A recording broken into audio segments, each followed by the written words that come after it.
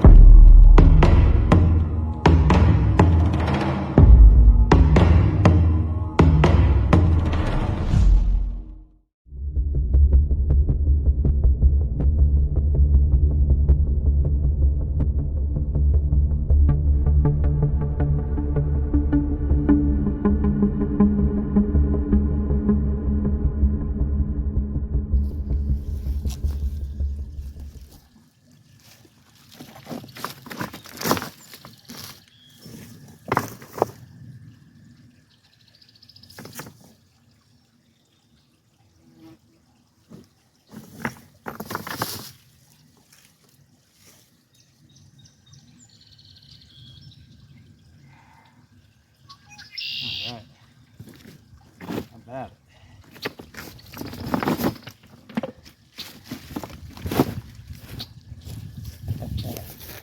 Caught our first snake of the year.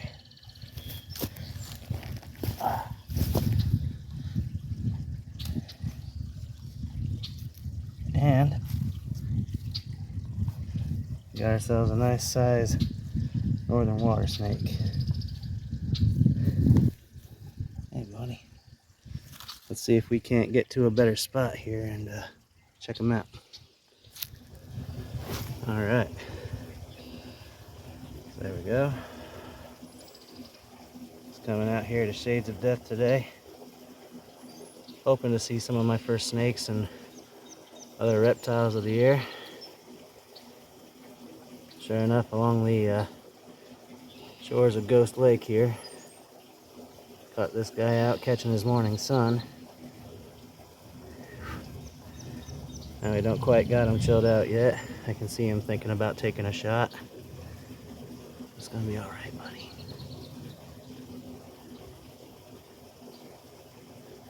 As I've demonstrated in the past a lot of times with these guys, all it takes is a little nice gentle handling and they're putty in your hands. And acting not unlike a pet snake that you've been handling for years. Love these guys. You know, aside from the obvious fondness for catching them here in this disposition, that's why I have several of their cousins in my personal collection. They're just really, really good snakes.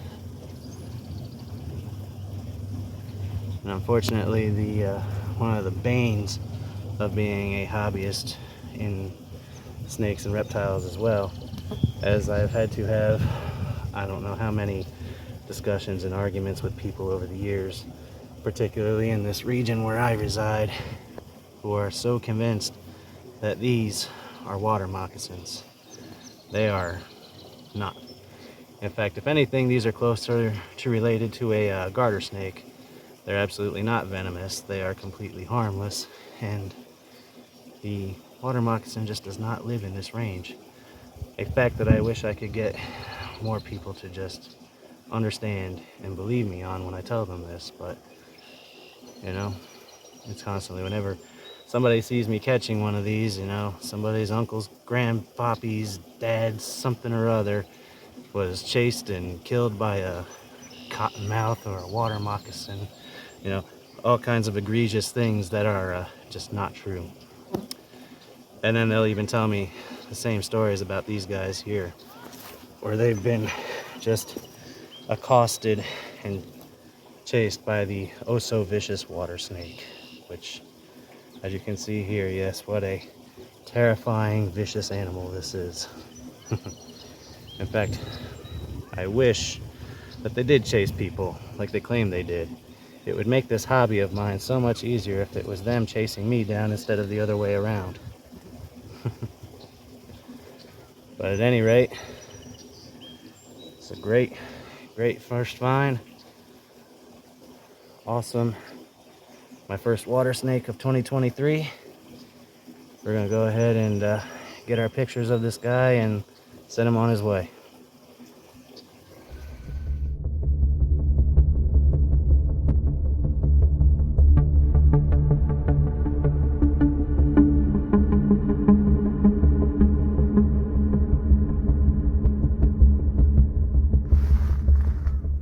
Alright, wasn't too long after and found snakes number 2 and 3 for the day. Also along the shore, but couldn't do the capture on video because I had to snatch them before I could get it out, and plus I was surrounded by a mob of people who followed me all the way up the shore until I went up the side of this mountain. At any rate, here they are. 2 eastern garter snakes, both sporting, especially this one, a pretty nasty scar on the side of it, on its midsection here. Hoping from a predator, but sadly when being in close proximity to where there are tons of people like this, you know, they tend to get attacked, unfortunately. So what I'm going to do for these guys here is, I think they're just coming out of the nest they were wintering over in, or the den. So I'll go ahead and release them up here a bit further away from the shoreline. Again, the reason why I charged in when I saw, because I could hear it as I was walking around, hear people yelling snake. I came running in and snatched them because I never know the intention of people when they come across said snakes. You know, and for all I know, they could have been trying to finish the job on this guy, which I absolutely did not want to happen. And as you can see, they're very docile, good temperament. Neither of them biting on me or crapping, nothing. So, another good capture here. I'm going to go ahead and release these guys over here on this side where there's not people going to mess with them too much. And we'll move on and hopefully find some more.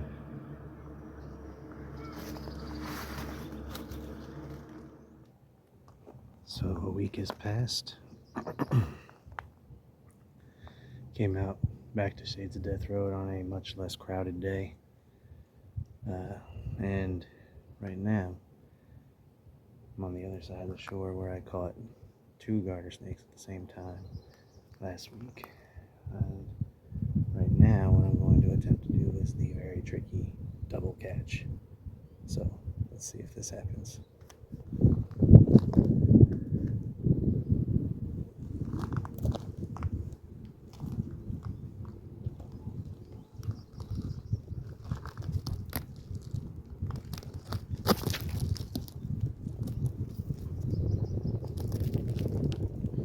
Catch one. Ow.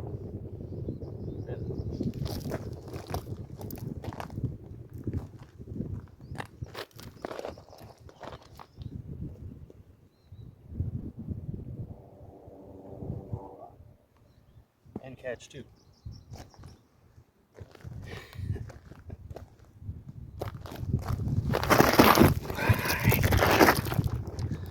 So 2 very different things we have just captured here, but first, obviously, is this eastern garter snake. Probably a den mate to the ones that I caught last week.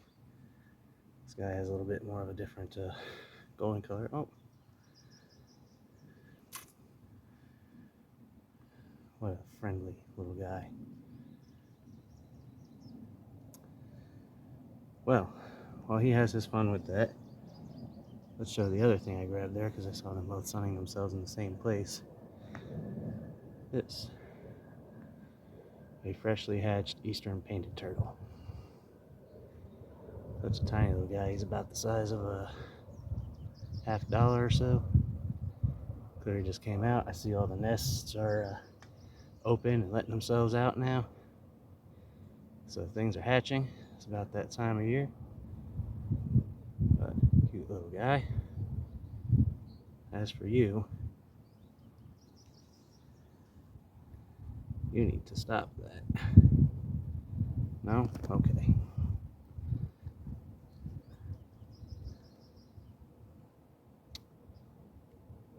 love it when these guys do this. This could be interesting to see how long it takes him to let go.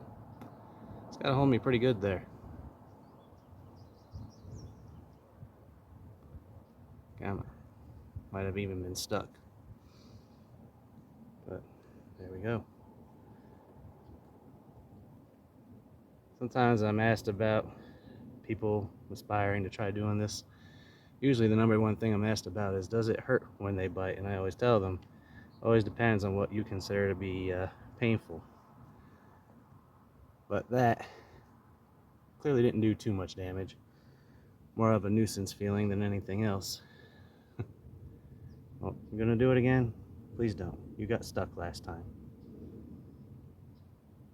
At any rate, this guy is clearly having no fun with me, so I'll let him go back to his place.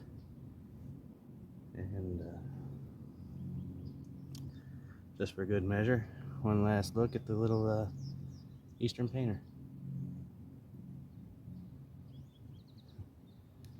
Good start to the day, though. Hi, buddy. And with that, we continue our journey to hopefully finding more animals.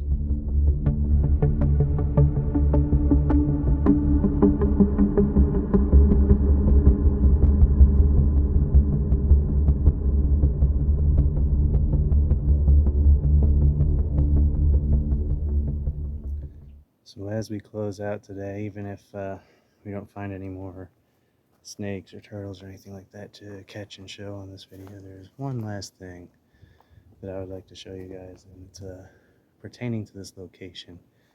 It's pretty cool. I will likely go more in depth with a haunted travels video someday, but as you can see behind me, this place is called Ghost Lake, off of the very ominously named Shades of Death Road.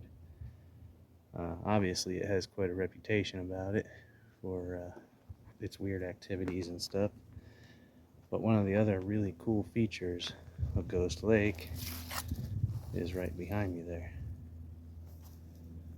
Ghost Lake has a cave off of one of its shores. They call this cave the Fairy Hole, so let's go up there and check it out. So the Fairy Hole is not a gigantic cave as caves go. Only goes about 20-30 feet back. But it's on this very cool rock face that if you know anything about this area, this is all located in what they call the Jenny Jump Forest, and they say that this rock is where that story took place, where Jenny jumped to her death to avoid being captured. Inside of the cave here, though, back when it was first discovered and excavated for archaeological purposes, they actually found that this was used as a Native American shelter very long ago. And an interesting thing in here is how far back that it had been used by the indigenous people, because when they excavated this out, they actually found the remains of a large beaver or sloth-like creature, I believe it was, from the prehistoric days back around the time of the woolly mammoth.